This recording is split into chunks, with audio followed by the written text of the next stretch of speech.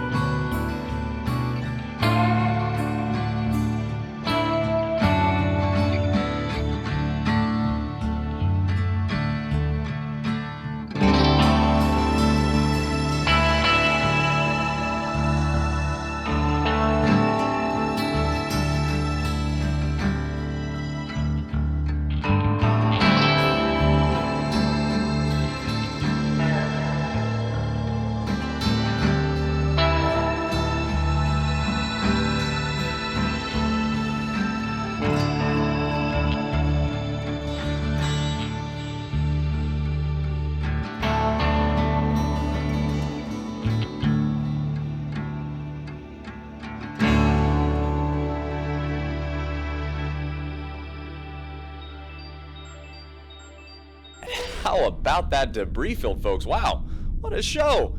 You know, some people call Deep Space Radio Studios just a repurposed airlock, but you know what I call it? The best seat in the house. Although it is, of course, a repurposed airlock. Anyway, anyone who was watching the fireworks likely noticed our intrepid pilot, Claudio Atlos, doing some fancy flying out into the debris. Now, fun though it may be for a world-famous spacer like him to risk his life for our entertainment, rumors have been spreading through the ship that he actually flew into the debris to bring something back. Now, what did we find out there? Is it valuable? Is it dangerous? Now, these are the very questions the bridge has asked me not to spread.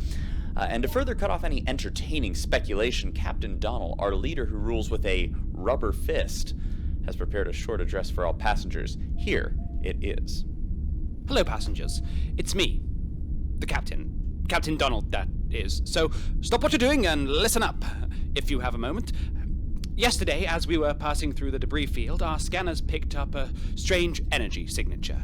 It was, oscillating in a unique way, and we all noticed it immediately. So I sent our pilot, Claudio, into the debris field to investigate, and he found a sort of pyramid thing. It's made of metal, about 6 feet tall, and covered in interesting markings, and I'm told they're very, very interesting. So interesting, in fact, that we brought it on board to study further.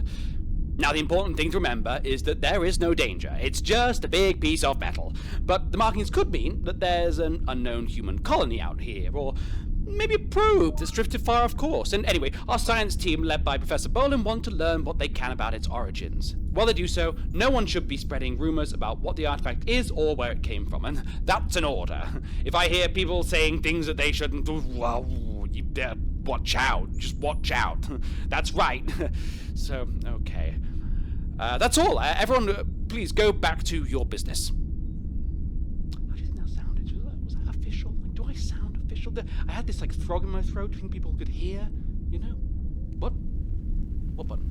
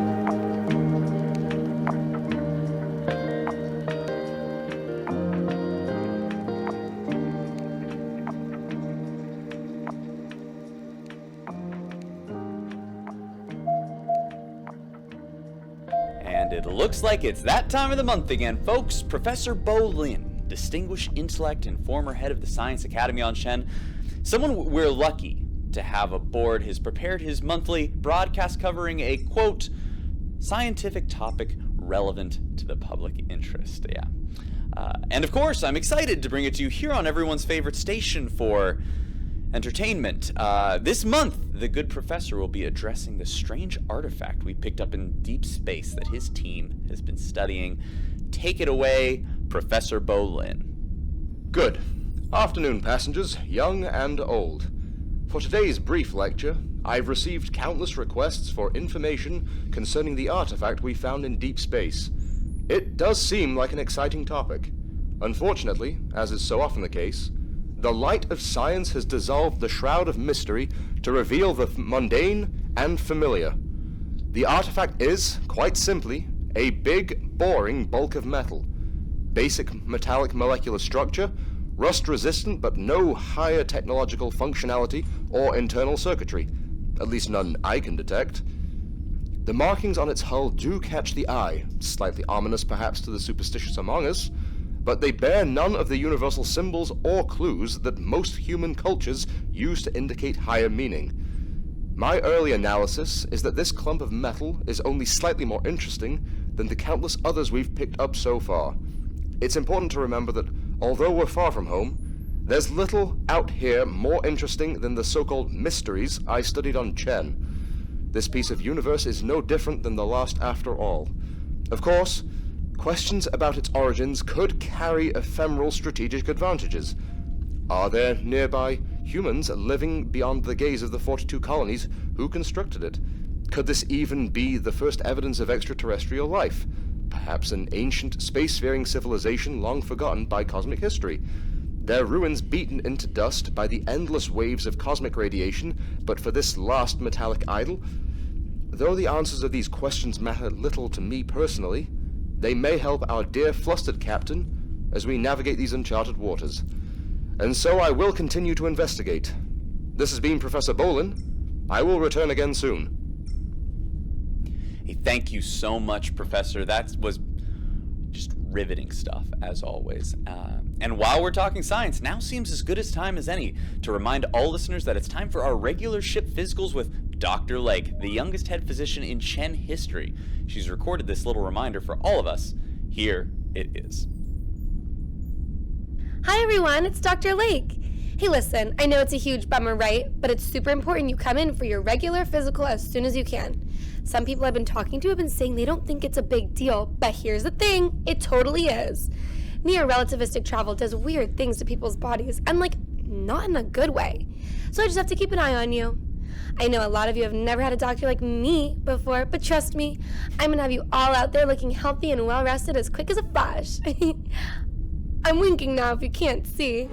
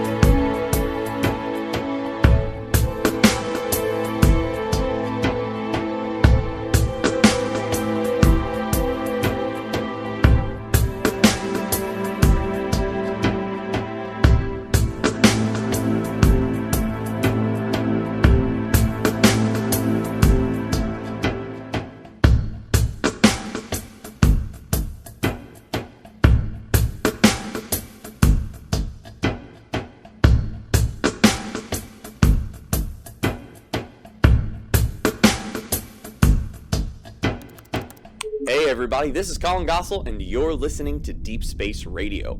Now, as you all know, there's been a rash of breakdowns and malfunctions across the ship, heating and cooling issues, unresponsive systems in common areas, and every now and then the gravity turns off, which can be a bit inconvenient if you're cooking or cleaning or standing on the floor, little things like that. To address your concerns, Captain Donald held a small press conference today, accompanied by our powerful head engineer, Tasha Paulson. Here is a snippet of that press conference. Thank you all for being here. Now, I've received your complaints and wanted everyone to know that we're working tirelessly to make sure ship systems are fully operational.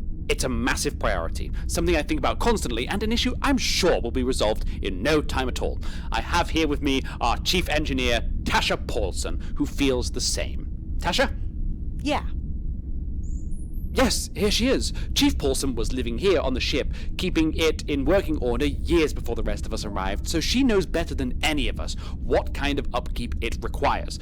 So what would you say to the passengers asking about delays in repairs, Chief? I'll get to it. Yes.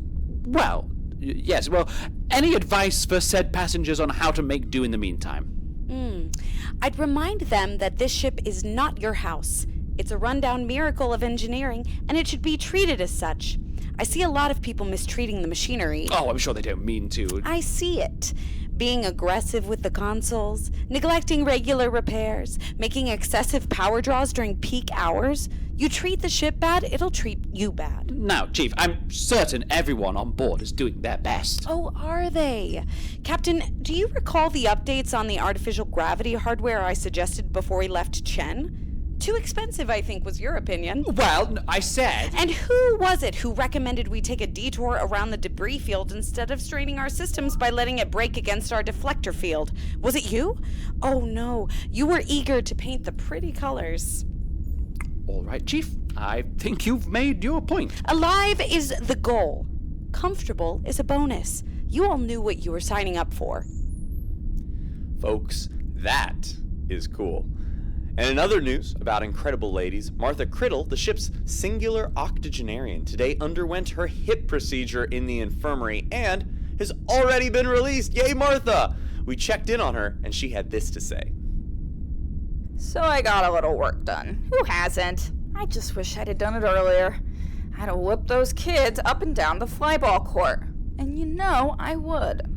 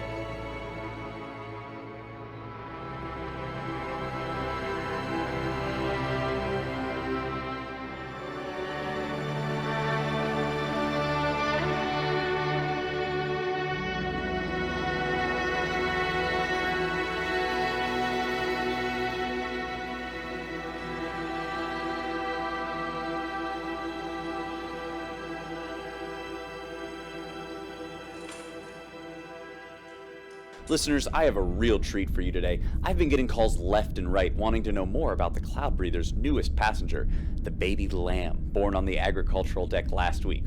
Well, I was lucky enough to visit the deck and meet up with our resident exozoologist Kit Castile for an introduction to this pint-sized celebrity, as well as a look around the facilities, and of course, I recorded the whole thing. Take a listen. So, this is the animal handling facility. I call it the barn. Over here is where I keep my tools. I put them in order from most dirty to least dirty so that when you walk in, you can't smell the dirty ones all the way over there, and then when it's time to clean them, the dirty ones are right next to you. Are you sure this is the kind of thing people want to hear about? I mean, people are asking for it. And it's going out to the whole ship? Yeah. Jeez, I should have worn a better shirt. Okay, well, right over here is the sheep enclosure.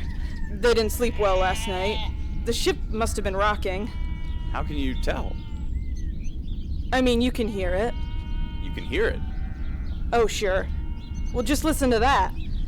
Bah, bah. I mean, that's how I'd sound if I didn't get my frosty winks. Anyway, and if you just give me a second, I can just pop over this and grab the little guy. Here he is. Oh, wow, look at this fella. I've been calling him Cotton Ball. His favorite things are running around after drinking water and when I sing him little songs. He's a really smart guy, too. He even found the pocket where I hold the milk bottles, so now I gotta keep him out of reach in a special cabinet. and he's totally healthy, which is super rare for near relative speed births, but if anyone wants to meet him, just let me know, and you can come visit the barn whenever you like. You can tell them that. They can come visit the barn whenever they like. Well, you heard it here first, folks. Cotton Ball is waiting for your visit. Before that, however, I have an important announcement from Head of Security Officer Maxwell, who has caught the culprit responsible for the dastardly graffiti on the main concourse. Wow, what a catch. Here he is now. Yes, hello, fellow citizens. This is Officer Maxwell speaking.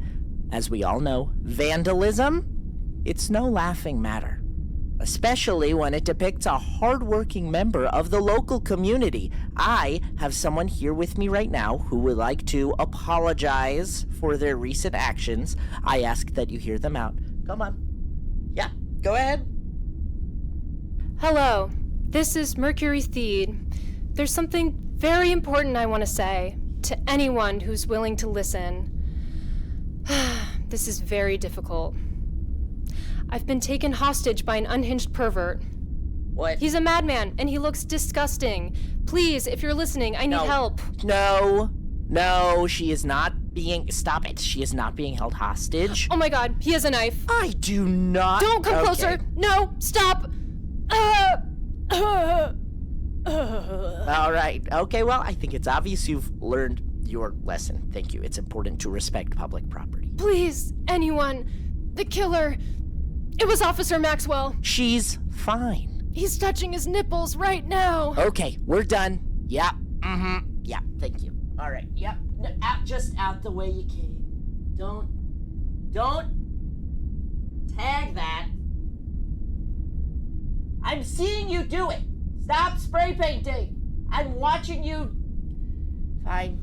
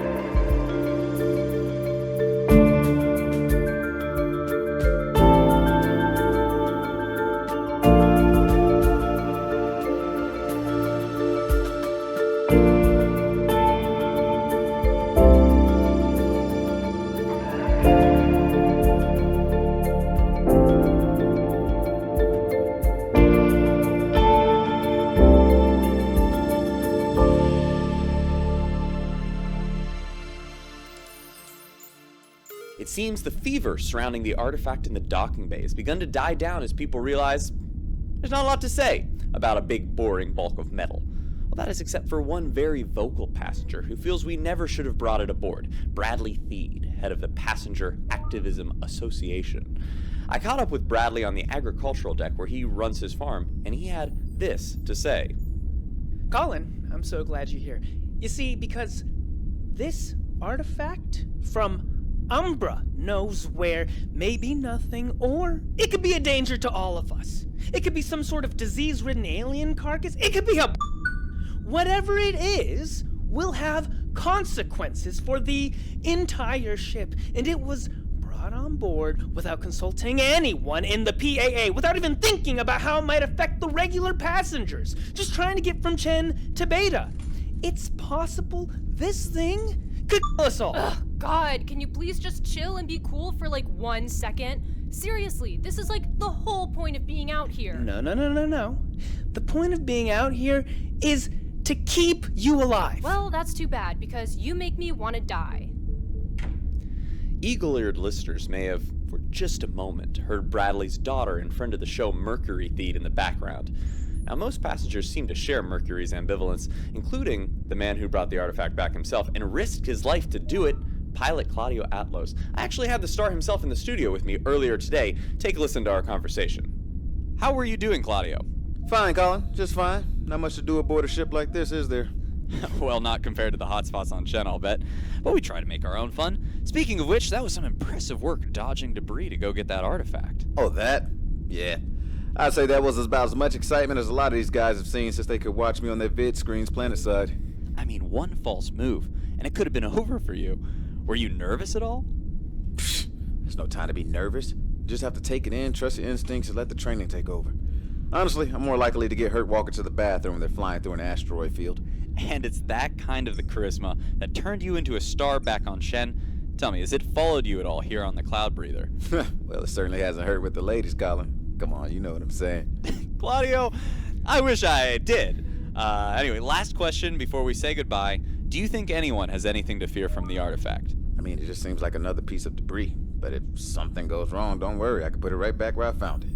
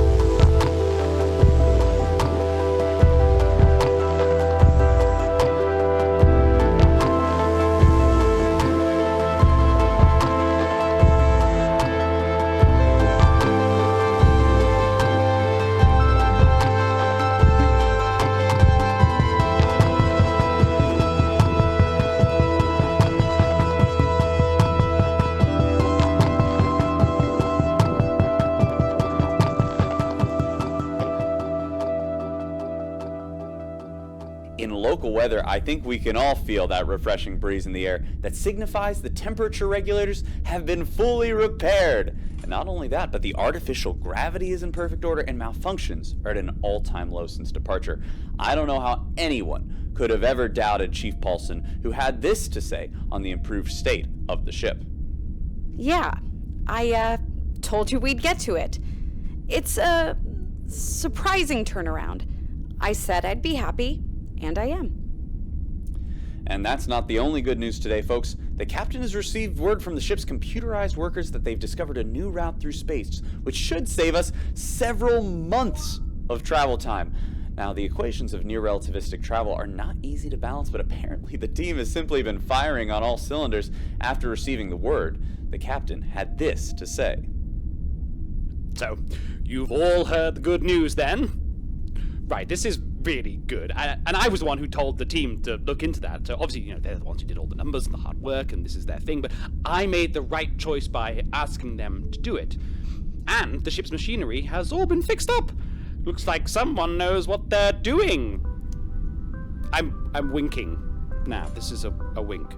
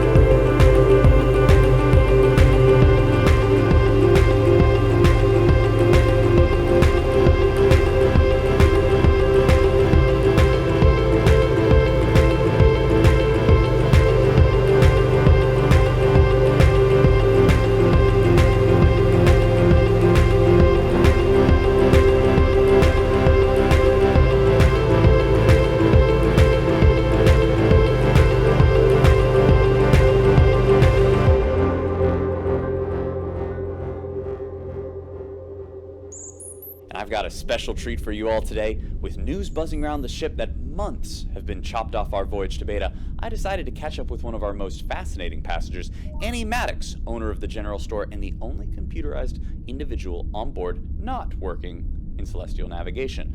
I met with her in one of her usual haunts, Ruth's Bar, where the taps, which have been in a state of disarray since departure, miraculously now seem to be in perfect working order. Here is our chat. Annie, it's great to see you. Or see your avatar on the bar's display, I should say. You too, Colin. It's so nice of you to reach out. Well, I had to ask. You know, a 3-month shortcut. How could that be possible? Okay, well, basically what I know is the closer you get to big things like stars and black holes, the harder it is to predict what that route will be, like into the future. It takes a bunch of energy to forecast, but apparently the computerized team was just feeling really good and managed to make some huge breakthroughs that charted a safe route through a couple danger zones or something. Honestly, you might have been better off talking to one of the navigators. They've trained their whole lives for this, even before their minds were uploaded. This is all brand new to me. Oh, really? So all the, equations and computer stuff doesn't come naturally? Oh, no, not all of it. Normally, potential computerization candidates are identified as children. It was just dumb luck that I happened to be compatible when I was diagnosed with Hyphax. 1 in 10,000, they said. Otherwise, I would have died right along with my body. Oh, wow. So you didn't really have a choice. I mean, what's it like, leaving the physical world behind? Take it easy, Colin. This isn't the interrogation booth. It's fine, Ruth. This is an interview. Then why is he drinking so fast? That cocktail took me 3 minutes to make. It should take at least 10 minutes to drink, pal. You want me listening to your show at 5 times speed? Enjoy the artistry. Jesus, Ruth. Sorry. She's my friend, but she thinks she's my mother. To answer your question, Colin, it's been really, really exciting. I was scared at first, but now there's this whole new world of possibilities in front of me to look forward to. Do you ever miss having a body? Please. What's to miss? Hello, Ruth. Pinot Noir, please. Hey, Lou. Anyone show up to the service today? I had a couple stroll through. I think they were on their way to the park, but they stayed for a song, which was nice. I suppose most would rather indulge their vices than contemplate the celestial future. Drink or waste an hour singing to nothing. Yeah, I think I'm with them on this one. Folks, that voice you're hearing is our resident father of the celestial direction, Lou Van Horn. How are you doing, Father? Oh, Colin, it's good to see you. You know, I've been thinking about the possibility of broadcasting some of my services. Wow. Oh, my... Look, I'm so sorry. Guys, everyone, I actually have to run. Annie, thank you so much. Father, I'll see you later.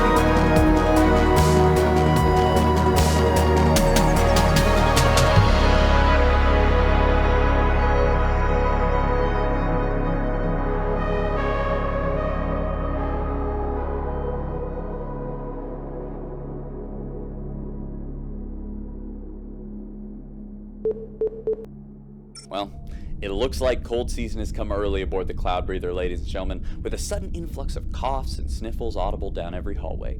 Though nothing serious has reared its head yet, our youthful physician, Dr. Lake, has asked me to tell listeners that it's, quote, like super important to come see her if you feel sick.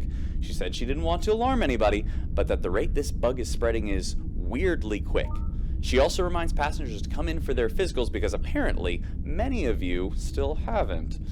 After hearing what Dr. Lake had to say, I gave a quick call to Professor Bolin to see if he thought the spread was strange. Here is his take on the situation. Colin, your cautiousness is admirable, but I'm certain the steep curve can be easily explained by passengers failing to report their illness early on, perhaps hoping to avoid a visit to Dr. Lake. Who can blame them, inexperienced as she is? But more than a match for these sneezes and sniffles, I'm sure. So it seems this cold is nothing to worry about. And more good news today, pilot Claudio Atlos managed the first of the complex ship maneuvers called for in our new, shorter route. Though most pilots wouldn't attempt the maneuver without the assistance of several computerized co-pilots, Claudio managed to pull it off solo to great applause from the entire bridge crew.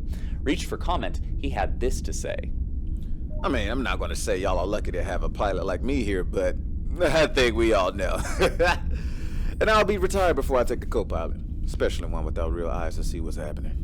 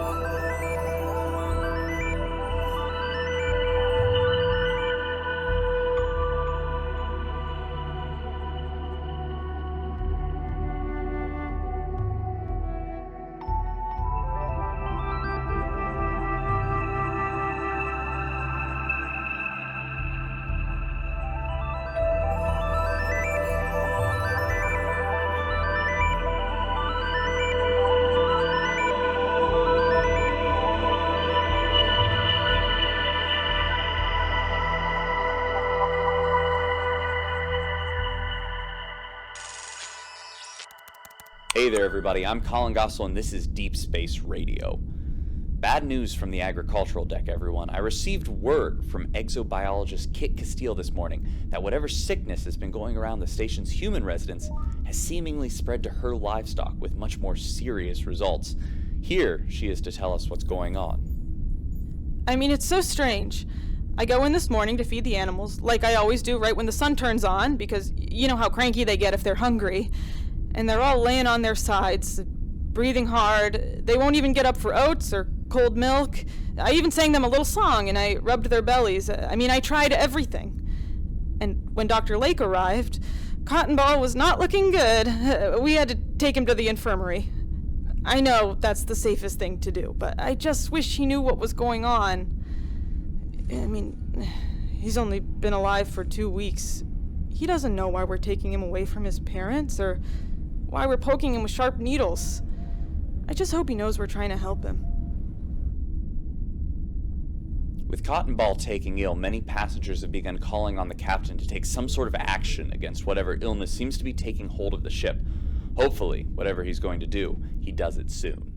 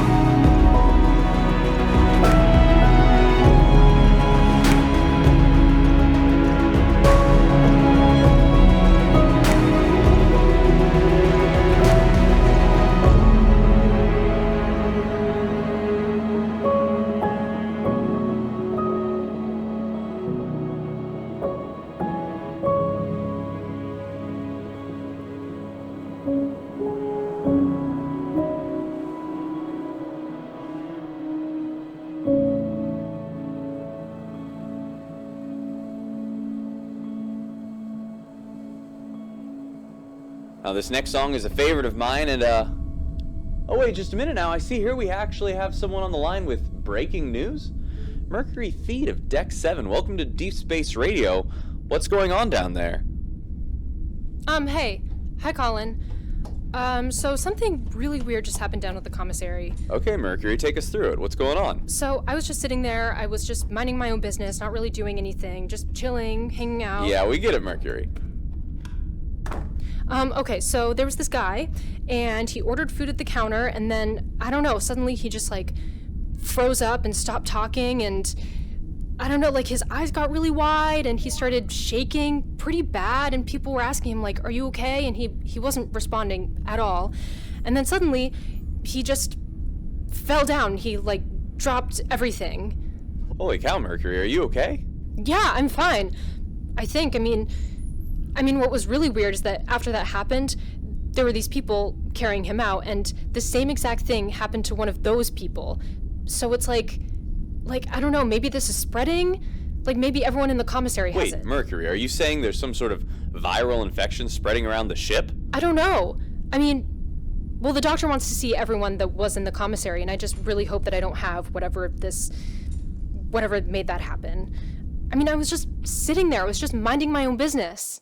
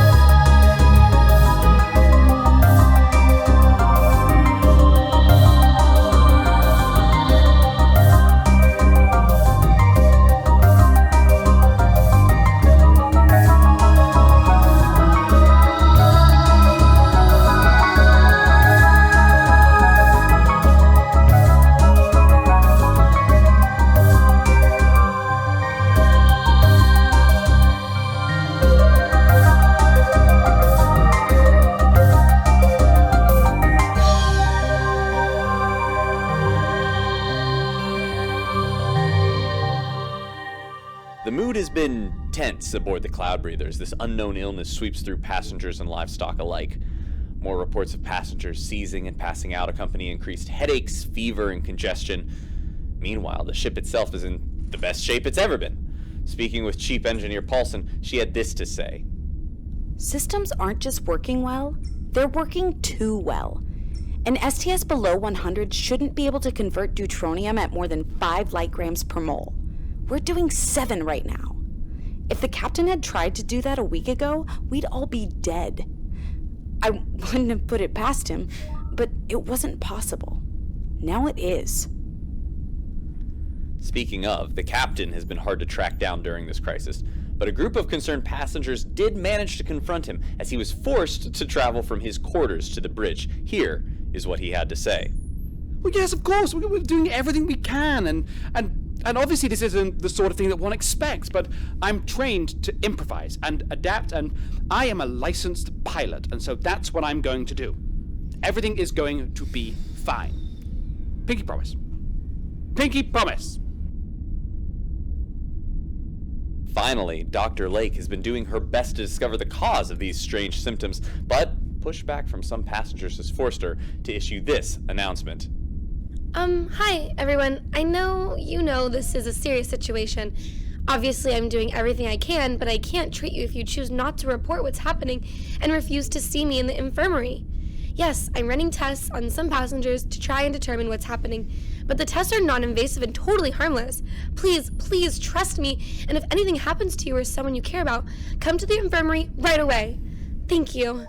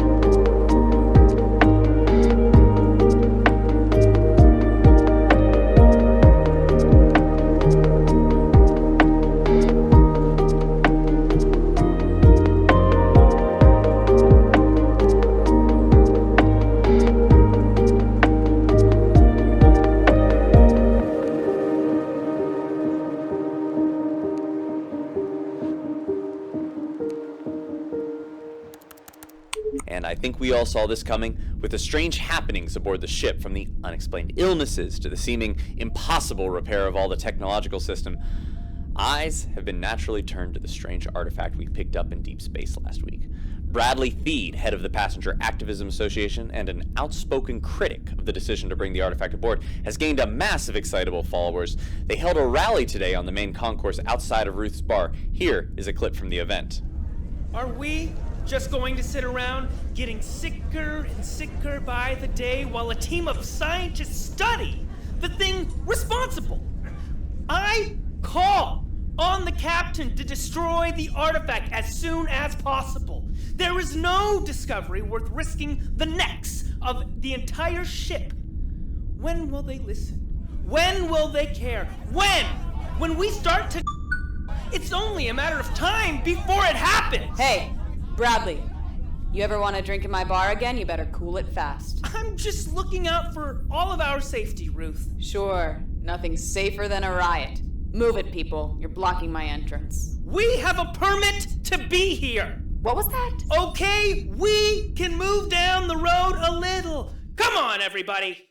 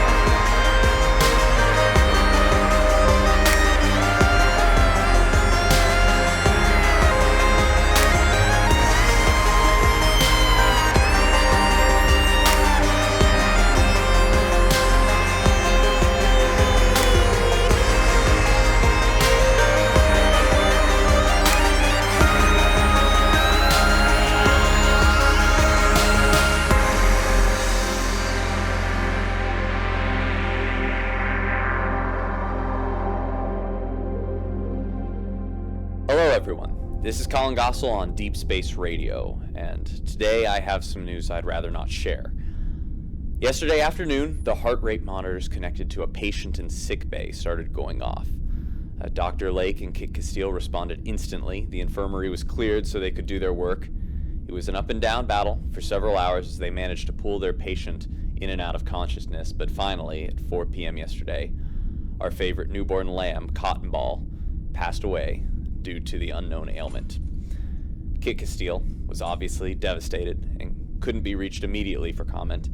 She was seen back on the agricultural deck later, tending to her other sick animals with the assistance of Tasha Paulson, a rare appearance of the chief outside of engineering. When asked whether Cotton Ball's passing may be in some way connected to the artifact, Professor Bolin had this to say. As easy as it may be to ascribe this ailment to one new variable, there is nothing in modern science that would suggest this spreading illness is connected to a dormant hunk of metal. There's simply no evidence, even with all the fields of study I've covered. As sad as it is to say, the lamb's passing was more likely caused by an error on the part of the animal handler, perhaps a slip in quarantine protocols or contamination in their food or water. Responding to Professor Bolin's implication that her care may have led to the Kit Castile responded like this. Well, you know what? I know how to work with animals, and I've never seen Professor Bolin around here, you know? And I'll say it. I'm sorry about this, but that's really rude. Anyway, I'm sorry, but it's really rude.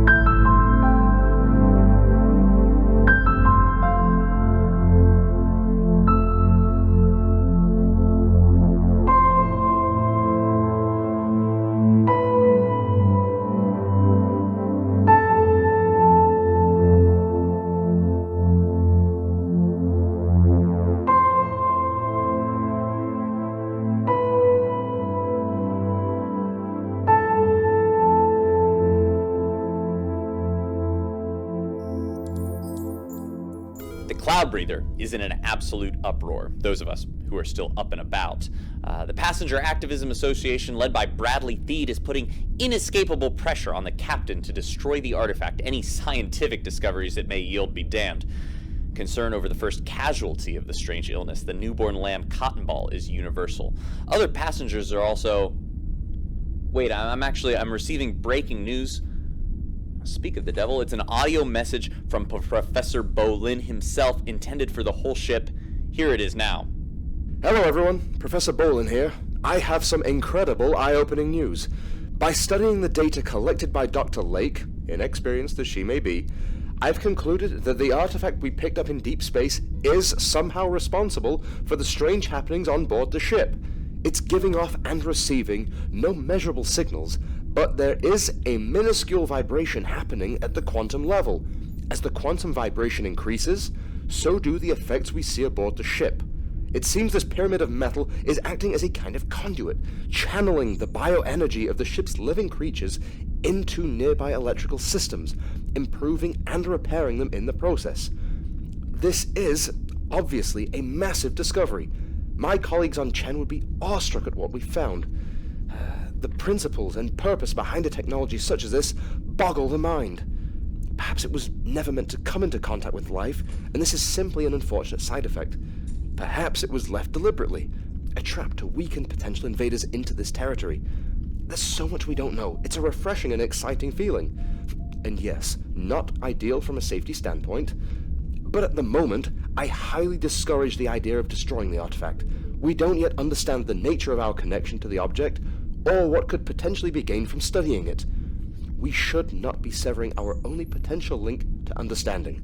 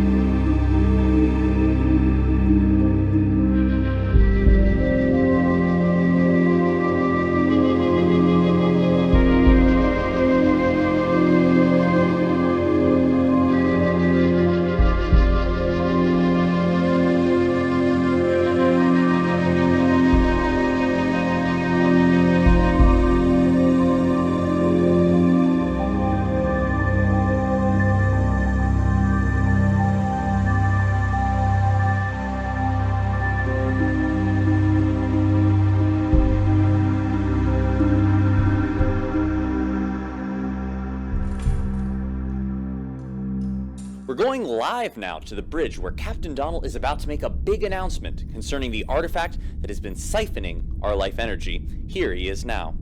Oh, hello everyone.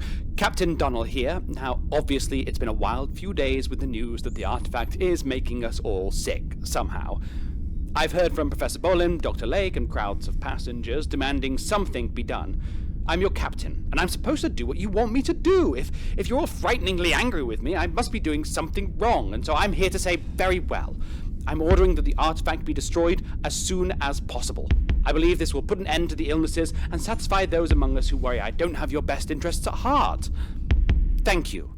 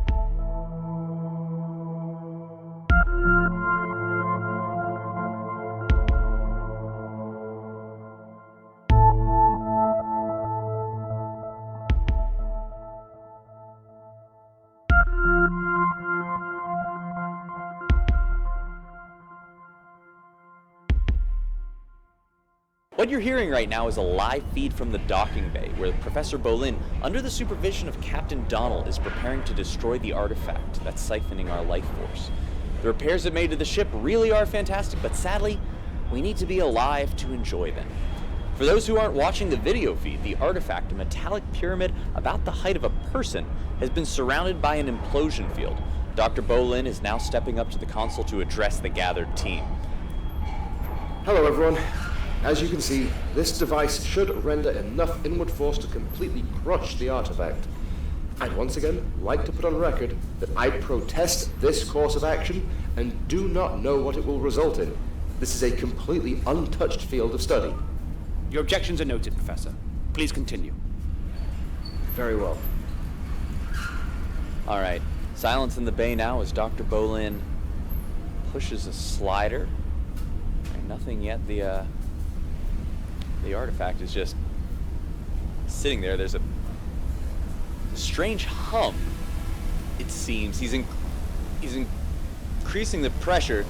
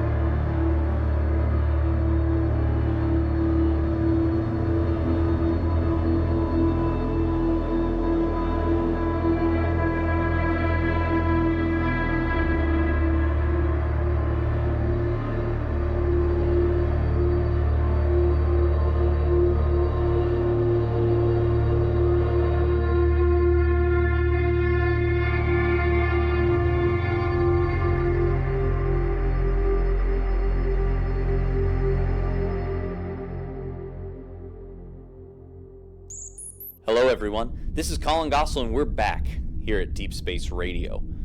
The ship is doing its best to recover today following yesterday's attempt to destroy the artifact. It has now been made clear in no uncertain terms that we are all connected to it in a more intimate way than was initially assumed, and that any damage done to it will be felt by all of us. Although no one was seriously harmed, the procedure yesterday resulted in debilitating pain, loss of faculties, and near unconsciousness for everyone on board the Cloud Breather. We're all just incredibly lucky, I guess, that Dr. Bolin programmed a dead man switch into his machinery, resulting in a deactivation if he were to let go for any reason. Bolin would later release a slightly too excited statement saying that he continues to research the nature of our connection to the artifact. He doubts leaving the artifact behind in space would save us now that the connection has been established, but he's hoping to find a way to sever it before people begin suffering permanent medical consequences. The infirmary is already full of patients, some more serious than others, but none showing any signs of improving, despite Dr. Lake's best efforts. We'll continue to monitor this situation as it develops, folks. But our scientists seem fairly certain if a solution is not found soon, our health will continue to deteriorate until that's it for us.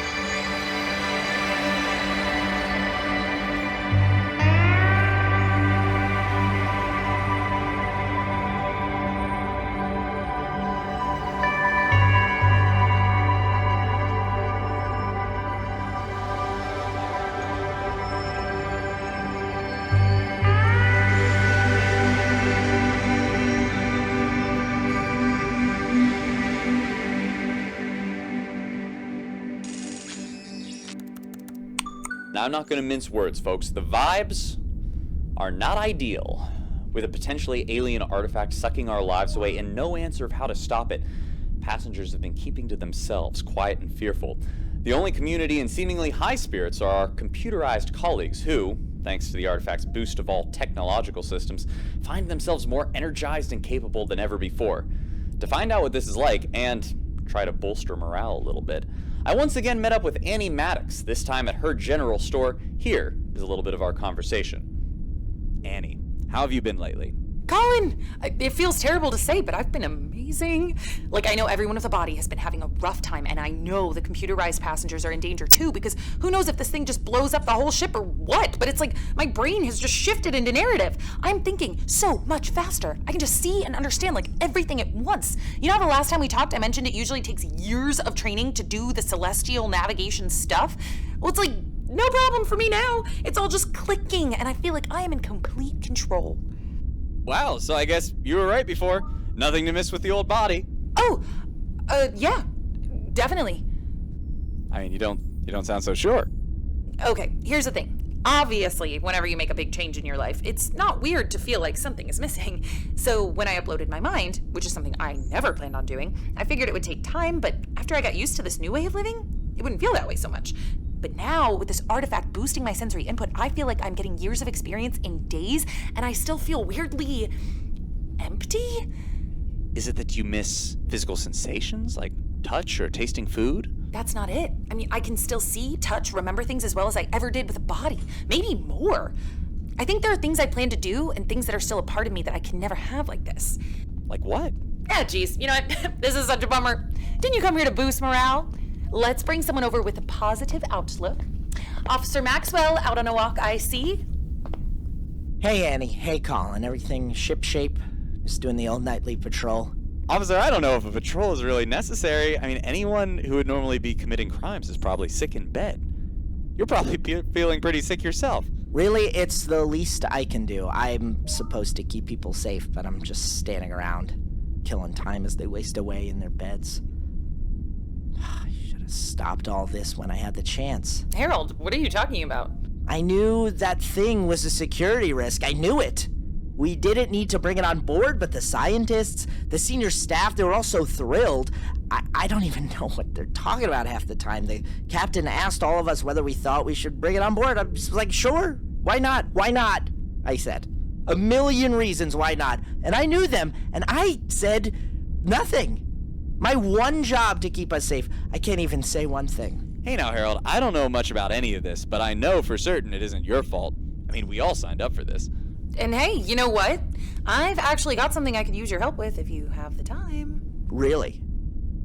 Yeah, of course. Well, all my employees at the general store are out sick, and I really need someone to look after the plants. they've been wilting under the influence of the artifact. But if you could stop by every now and then, maybe we could save a couple. Don't you worry, Annie. Yeah, I will work it into my patrols. You have nothing to worry about.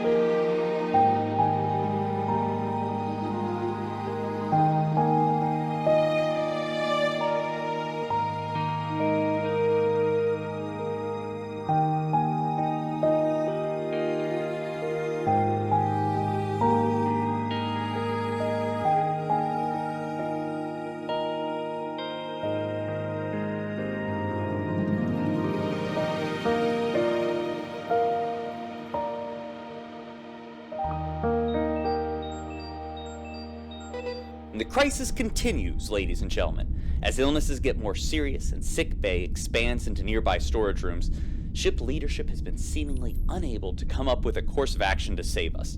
With some effort, I was able to track down Captain Donnell in a shadowy corner of Ruth's bar and ask him some of the hard-hitting questions you've all been sending in. Here he is now.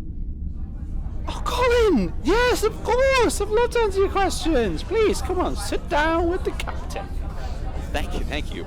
So, Captain Donnell, I guess the biggest question everyone on the ship has is, what are you doing about the artifact? Oh,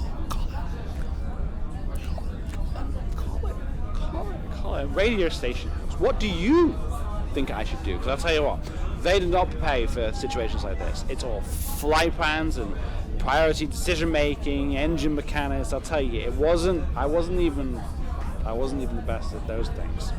Yes, I know, sir. You know, the whole family expected me to be a captain. They said, go with the cloud breather. Not even you could screw that up. Wow. I guess I proved them wrong. Captain, listen, you're not doing that bad. I know how captain's supposed to be, Colin. Colin, they're supposed to be strong and confident and decisive and military. Like Claudia over there. You see him? You see how people love him? They wish I was like that.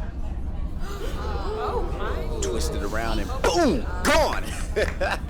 Hey, how about another drink for the star, huh? You don't believe I'm here? Crazy, right? All the things I've done, all the spots I've gotten out of, and I might be here. This rickety old secondhand boring colony ship with a bunch of panicky small towners never been off planet in their lives. What the hell was I thinking? Hey, bartender, what about that drink? You're cut off. Oh, hey, you may not know who I am. Oh, everyone knows exactly who you are. You're our patronizing, arrogant, skirt-chasing, loudmouth, good-for-nothing pilot who hates the fact he might alongside a bunch of lowly regulars. Well, guess what, Star? You're cut off. Fine. Hole anyway. I don't know, Captain. I think I'd rather be you right now. They have more in common than they realize. Probably be friends before long. I really don't think so. Reminds me of something I wrote once. Two souls hardened, piercing glass, return what they receive. All right, Captain, you're waxing poetic again. I think you've had enough. Return what they receive. Huh. Pardon me, I have to check something.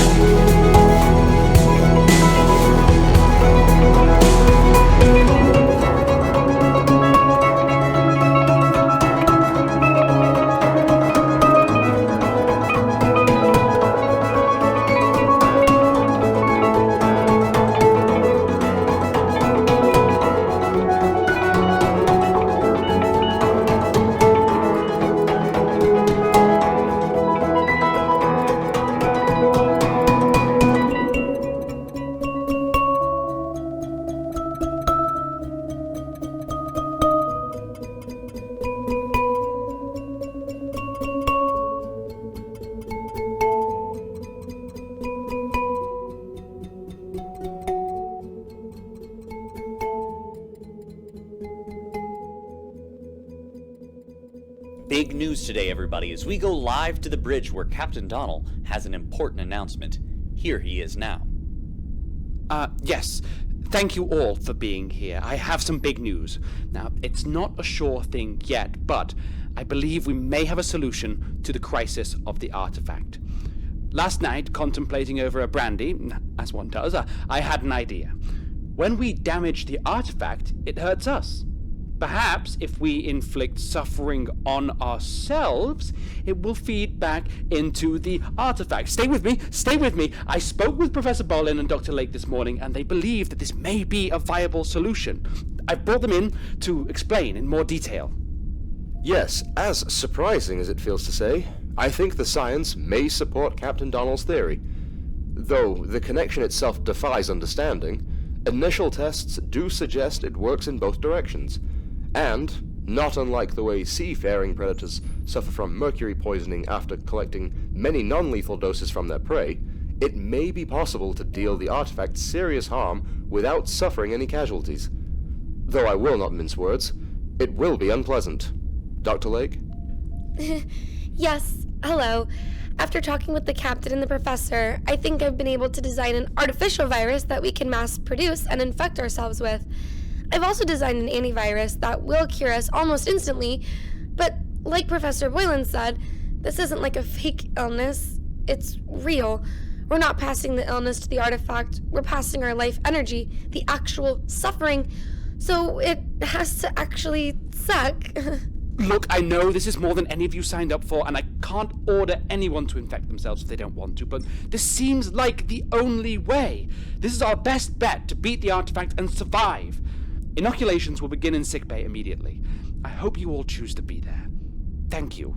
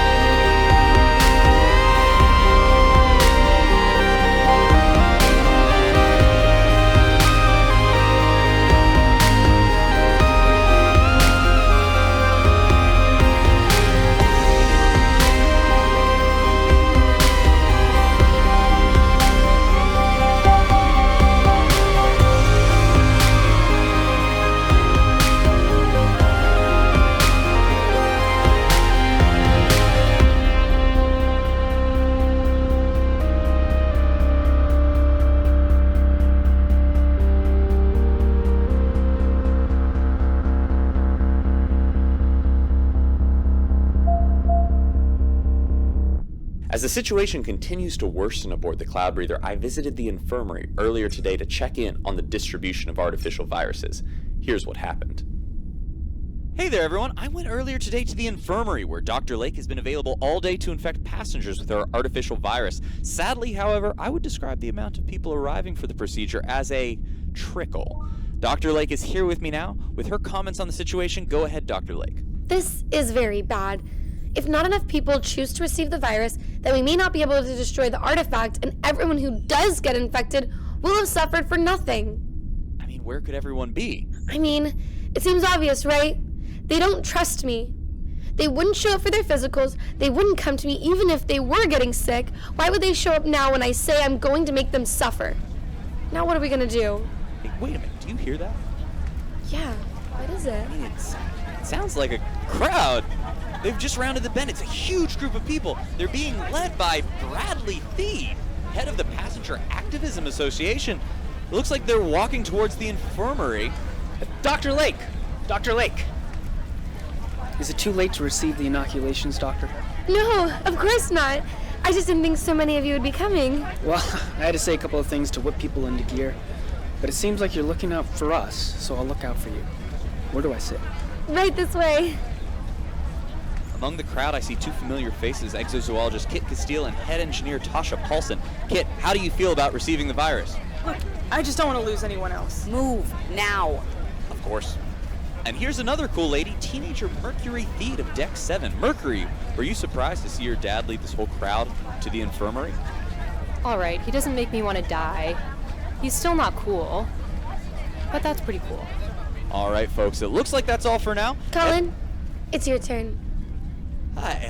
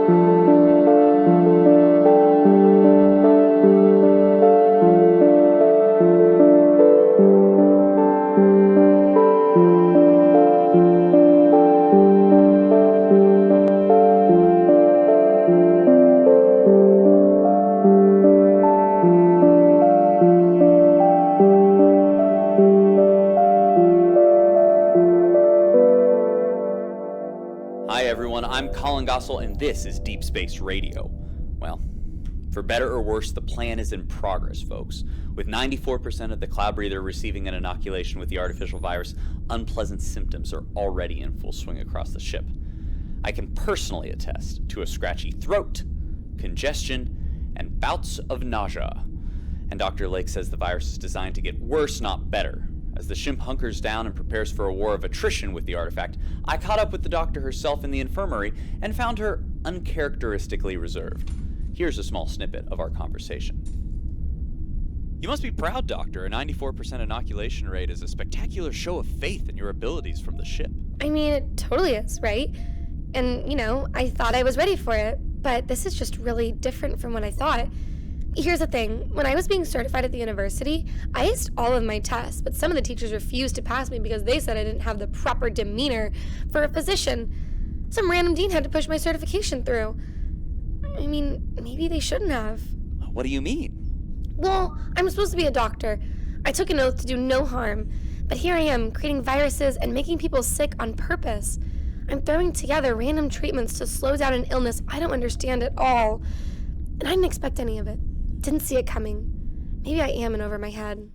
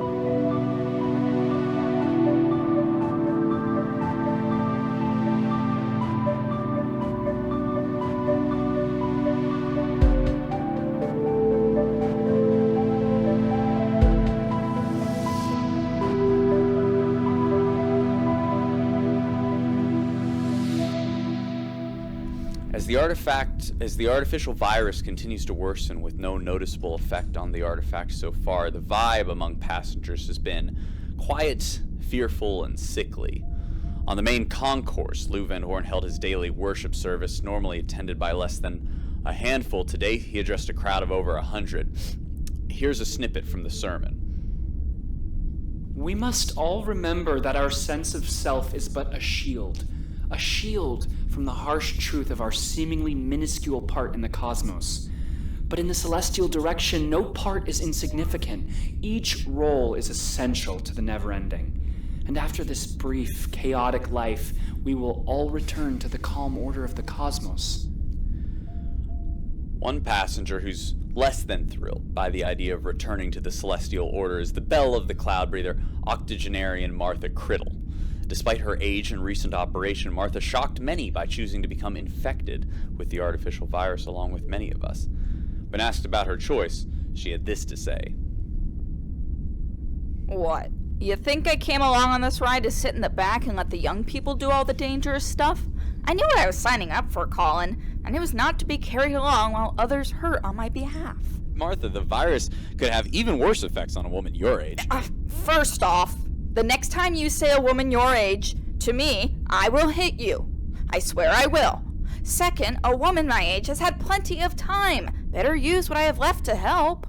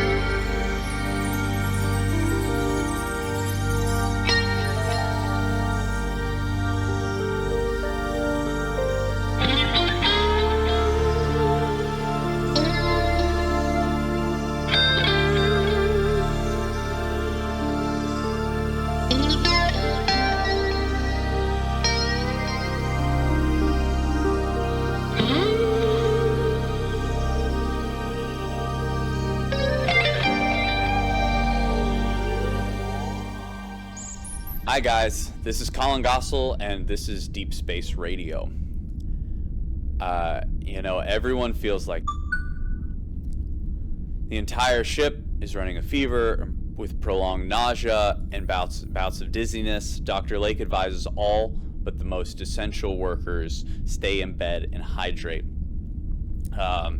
Full disclosure, I was told I should not be doing the show in my current state. But let's see any of their sick asses drag themselves all the way up to the top deck to take me off the air. The good news, I guess, is that the Cloud Breather itself has never been better. By any measurable statistic, it is now the fastest, most efficient colony ship in human history. If we weren't all dying, some estimates believe we'd arrive at Beta a full year ahead of schedule. When asked about the state of her beloved starship, Chief Engineer Tasha Paulson had this to say. Don't make me say it, okay? Say what? I'd rather the ship was falling apart again, okay? Are you happy? Yeah, Chief, super happy, super happy. And with the ship's corporeal passengers out for the count, it's a good thing our computerized colleagues are reaching superhuman levels of processing power to pick up the slack. In fact, they are now moving so quickly they've retreated into their own business. They've left messages so that we know what's going on, but no one has actually spoken with any of them, even General Store owner Annie Maddox. Certainly none of the navigators for several days. The compounding effect of both the artifact and the manufactured virus have begun to take a serious toll on passengers with weaker immune systems. Many young and elderly patients are now being consigned to sickbay indefinitely. And yet, through all this suffering, there's been no change to the artifact. Is it possible this plan was never going to work? Are we killing ourselves for no reason at all? A few questions to mull over as I play this next song.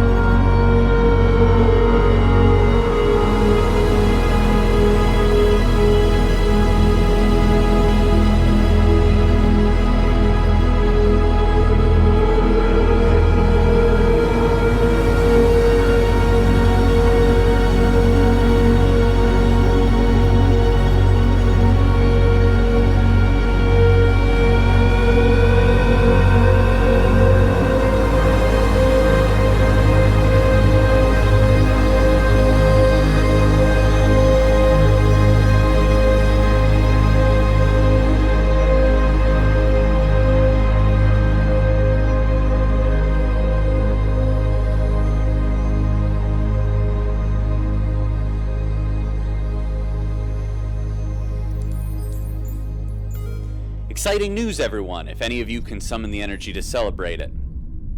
A tiny crack appeared today in the corner of the artifact. Of course, it's unclear whether the crack was, in fact, caused by our efforts. Meanwhile, there's hardly a passenger left able to move about and do their work, and dozens are in serious condition, monitored nonstop in the infirmary. Bradley Theed today approached the captain, voicing the question on all of our minds. Will people start to die before we manage to destroy the artifact? Captain Donnell issued a statement in response. I understand how you all feel, and I feel it too. But we can't stop now. I must see this through.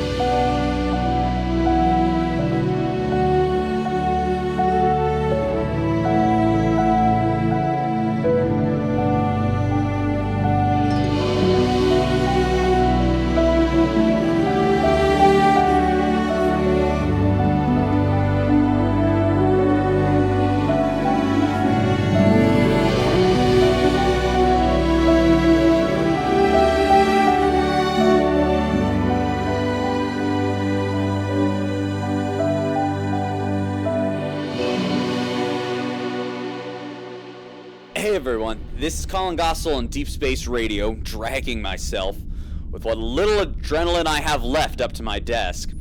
I've heard the cracks in the artifact have started to widen at a visible rate, and I'm now booting up my vid systems to see. Yes, it's true. What remains of the science team is observing as the artifact begins to crumble. I can even see it here on the console. Something's happening. It's like a strange feedback loop in the air. The science team is falling to its knees, but there's nothing we can do now. It's 4 feet off the ground now and beginning to rotate. There's light. The lights are flickering. I'm beginning to suspect something is happening. I can barely see it now. I can't even.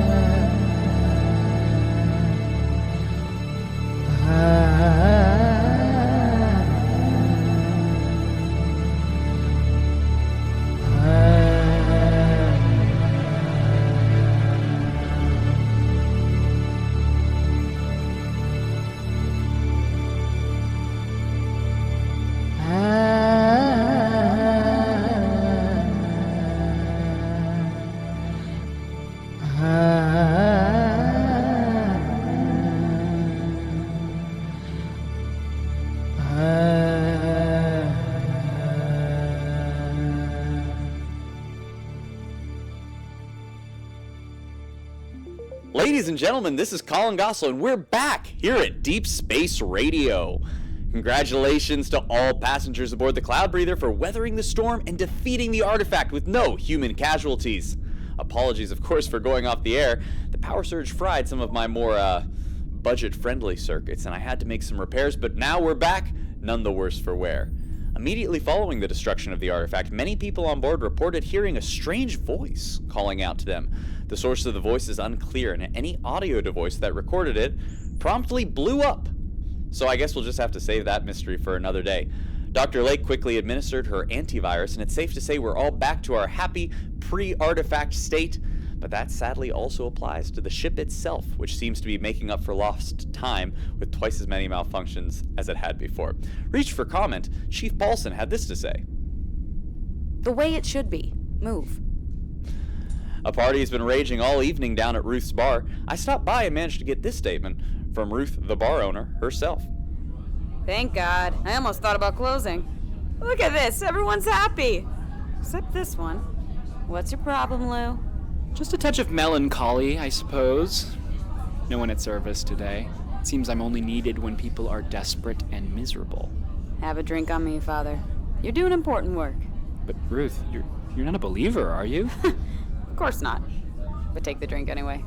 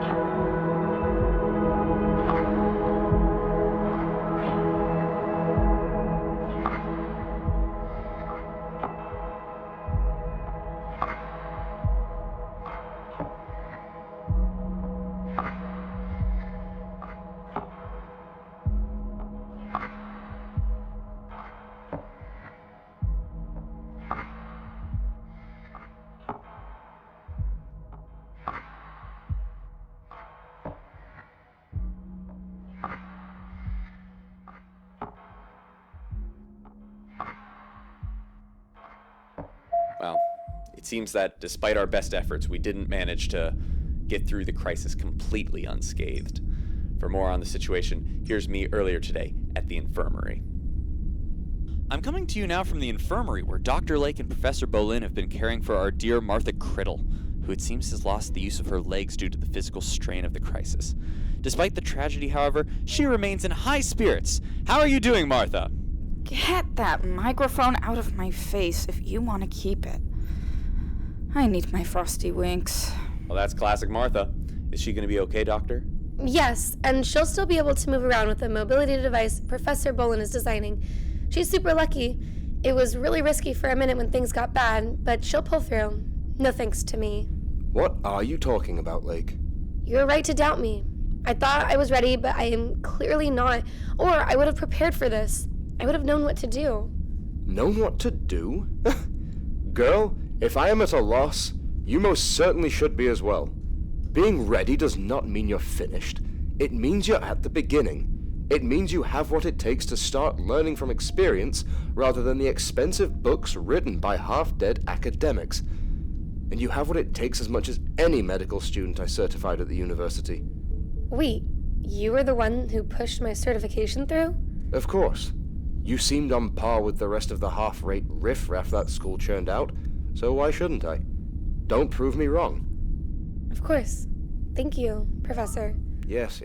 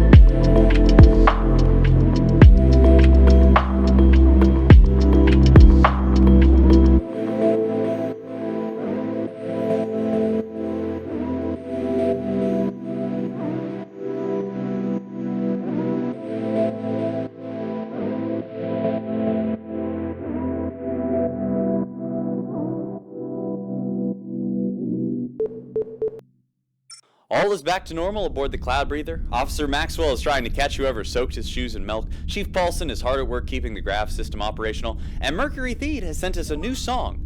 It's called White Shoes, and I can't wait to play it.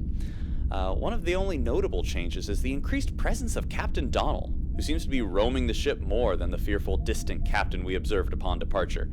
To comment, I received a message from exozoologist Kit Castile, still recovering from the passing of newborn lamb Cotton Ball. Here is what she had to say. It's been really tough. But after everything settled down, I got this letter from the captain. Here, I'll read it for you. Carrie, though we've survived to fight another day, our souls can feel stuck in place, left behind when we lose someone we care about. There are no easy words or trite phrases I can offer you to solve this. I know you fear Cotton Ball's last moments were filled with fear and uncertainty, but I believe he, like many animals, could sense the love that surrounded him, and that he knew, despite the subtle differences between sheep and humans, that we were all the same in the eye of the universe.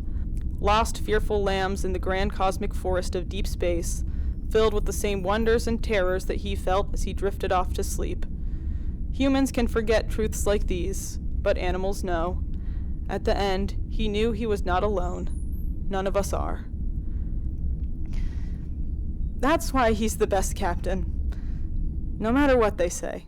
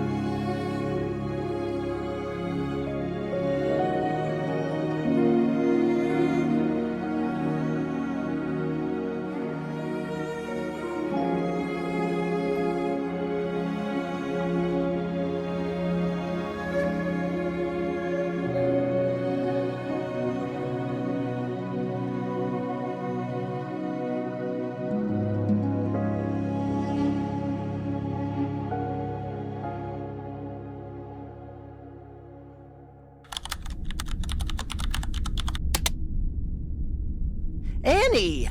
Good, you're back. Harold, what are you doing here? And why are you wearing that big hat? What do you mean? I'm taking care of the plants, like you asked. Holy cow, they look incredible. Did they all make it? We actually lost a rose bush. Sorry. Harold, you don't need to be sorry. This is amazing. You must have been tending to them constantly. No, it was fine. It was really nice, actually. Just me and the plants. But where have you been? I expected to see you back as soon as the artifact was destroyed. Well, it's a little hard to explain, but I was working on something. What?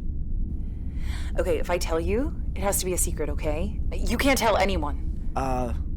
Yeah, I guess. Okay, good. 1 sec. Officer Maxwell, I'd like you to meet my daughter. Your what?